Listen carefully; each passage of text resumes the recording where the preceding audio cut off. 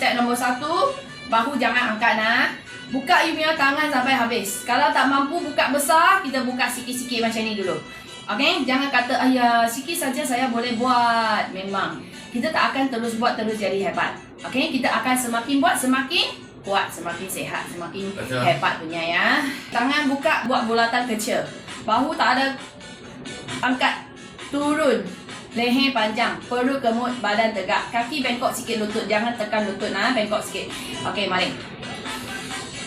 Tanya Maureen. Dulu bahu saya berat, sekarang dah ringan. Tanya. Dia akan lagi ringan punya. Betul-betul macam you umur 20 punya time.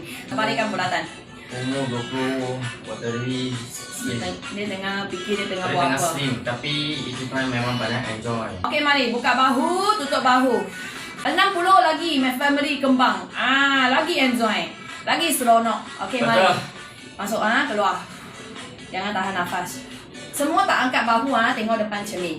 Kalau you angkat bahu, kejap je you punya bahu akan sakit. So jangan angkat bahu